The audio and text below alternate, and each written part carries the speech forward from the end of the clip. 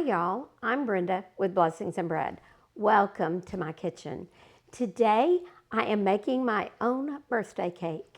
Tomorrow is my birthday and today I'm going to make a red velvet cake. Perfect for a February birthday and perfect for Valentine's Day. So let's get started. The first step in this recipe is to combine the dry ingredients. So we're going to begin with the flour, and this particular recipe does call for cake flour.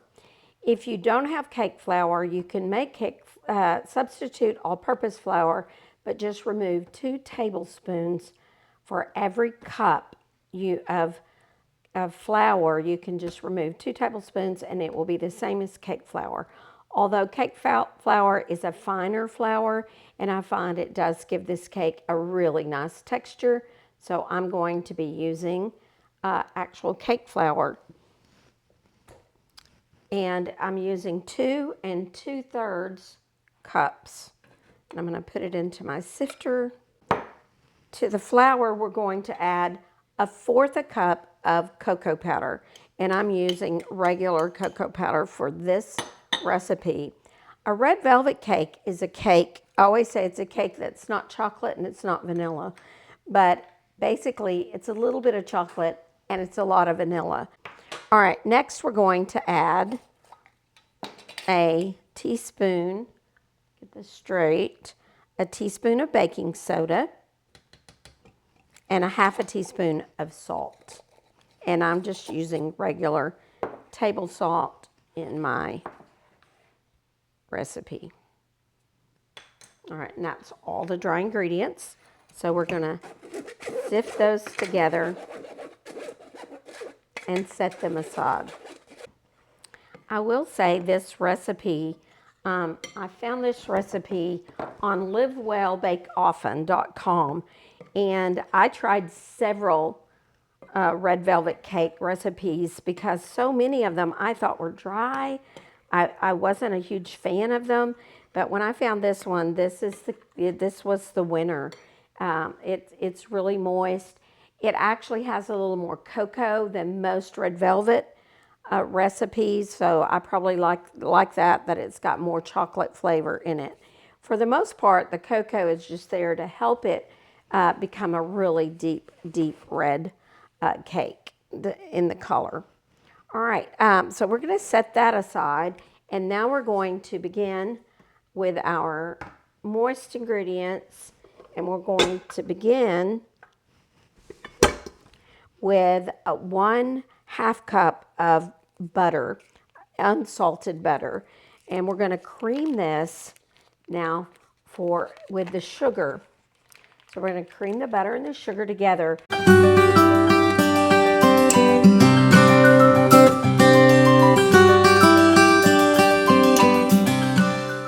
This recipe calls for 1 3/4 cups of sugar. So I'm going to put that in there, and then it says to blend it or mix it for 4 to 5 minutes. So we will be back when this is ready.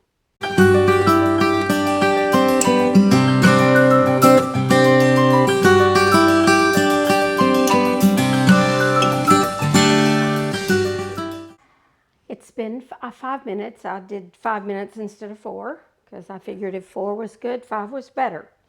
So now I'm going to add the eggs. I'm going to add them one at a time. And I'm adding 2 full eggs and 1 egg yolk. A lot of cakes will be better if you just add an extra egg yolk to them. It'll make it a little richer and a little creamier.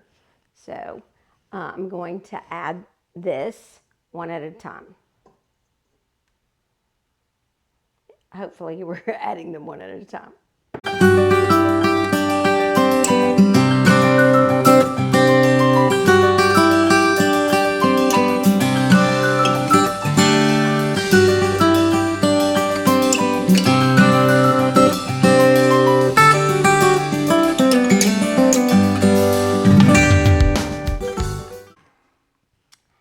Next, we're going to add 1/2 cup of oil.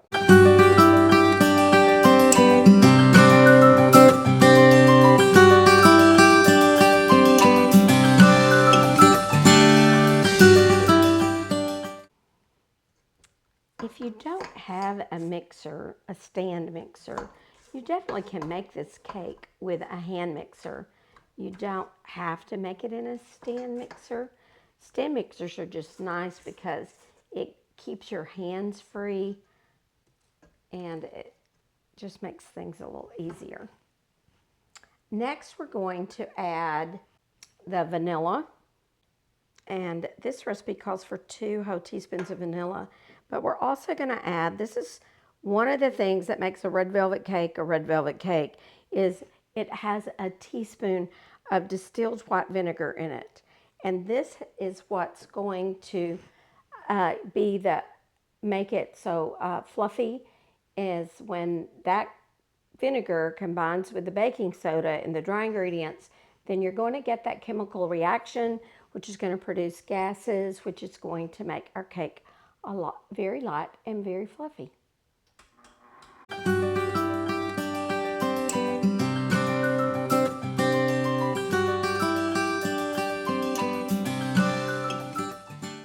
The last liquid ingredient I'm going to add is optional. I know there's been a lot of controversy about red food coloring, and so I am adding a whole ounce of red food coloring to make my red velvet cake red. And it is a lot, but I know they've come out with some information now against red food coloring, and I think the government is probably making some changes, and they're going to change what's in red food coloring. But today I'm using red food coloring because I want my red velvet cake to be red. And I figure I've been eating red food coloring my entire life.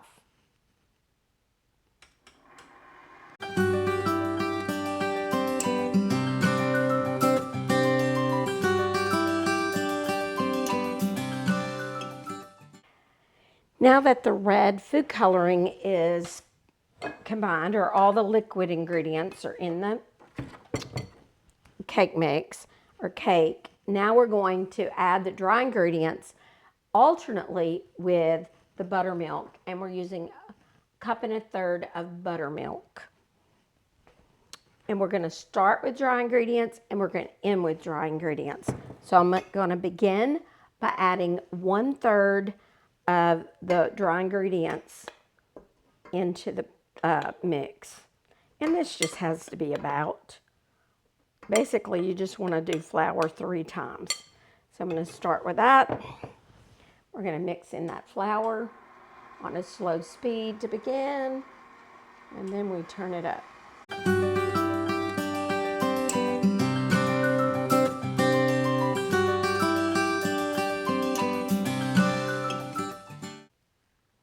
Now we're going to add half of the buttermilk.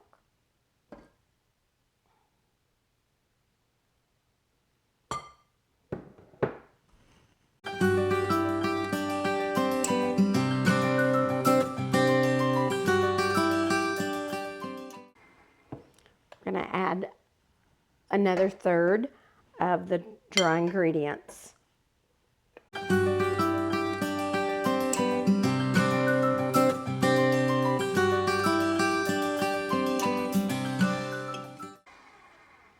Now I'm going to add the other half of the buttermilk, so the rest of the buttermilk goes in.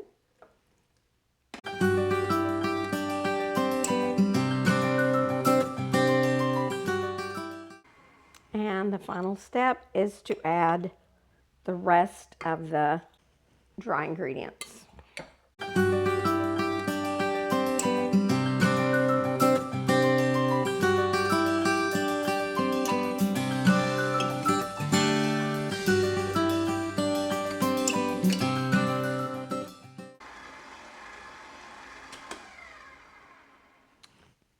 I am really excited about this cake. Now let's put the cake into the baking pans and make sure that you get the 2 pans as even as you can. If you have a kitchen scale, you can absolutely use that, and I've learned to do that. I will use my kitchen scale, and then I will do, I think they call it a tare, where basically I zero out the pan, so the scale has actually removed the weight of the pan, so I know exactly how much cake batter is going into my pan. And I'm going to just kind of try to guess to start about what's half, and then I will have to make some adjustments. I'm within 1 gram, so we're good. All right, now I'm gonna spread this around, and this recipe I'm gonna tap it a few times because of that vinegar and that. And we're gonna put these in the oven. We're gonna bake them at 350 degrees for 28 to 32 minutes. So of course I always start a little less. So I'll probably set it for about 26, see how it's doing then, and then check it every few minutes after that. Over baking a cake is what will make it dry, and 1 to 2 minutes can really make a difference. All right, these are going in the oven, and we'll be back when they're done. Okay, my cakes are out of the oven and they're completely cooled. I've already leveled this bottom layer and put a crumb coat on top. I don't always do a crumb coat, but with this kind of off-white icing with red velvet cake, I definitely needed to do the crumb coat. A crumb coat is where you just put a thin layer of frosting on your cake and then you let it set till it kind of seals over. Now, I may be rushing it a little bit. Should wait a little longer, but it's getting late in the evening and I need to get this done. So we're going to go ahead and I'm going to go ahead and put my layer of frosting in between the 2 layers.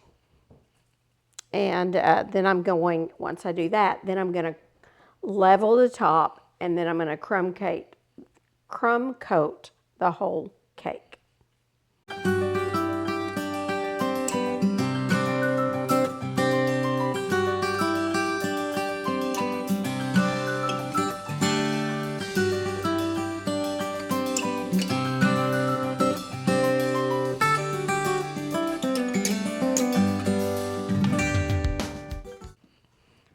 Forgot to put frosting in between the layers.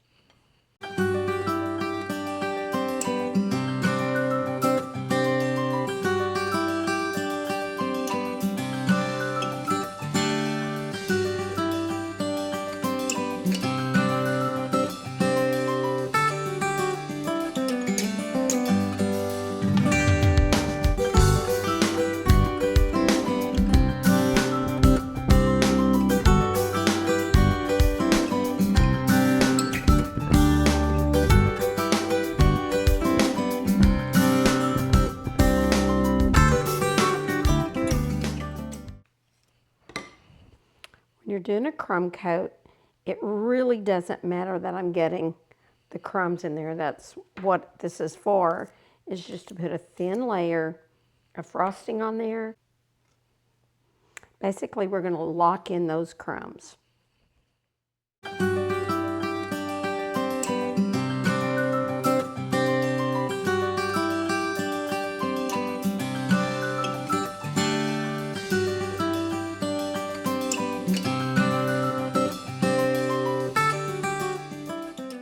Now we're going to let this completely dry, and when it's dry, we'll come back and ice up this cake.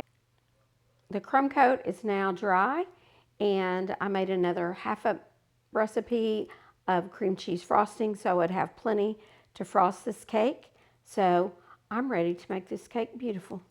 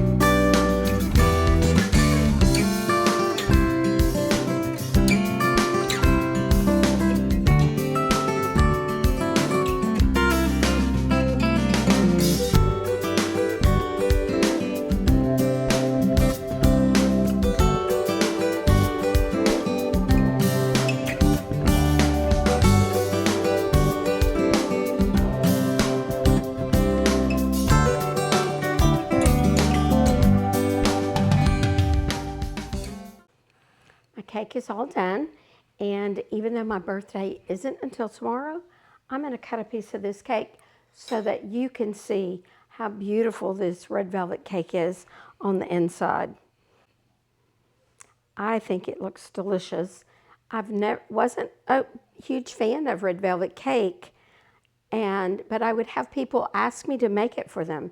So I was hunting for a recipe that I thought was not dry and had good flavor.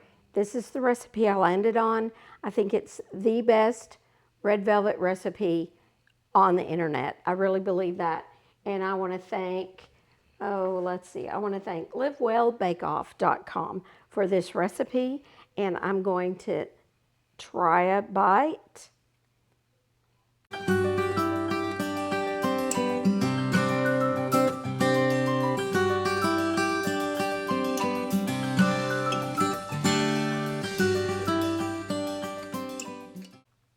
It's very delicious. You get a hint of chocolate and lots of vanilla. So it's kind of a combination of the two. Very delicious. I hope you've enjoyed this video, and I will see you the next time I'm in my kitchen, on my porch, or in my garden.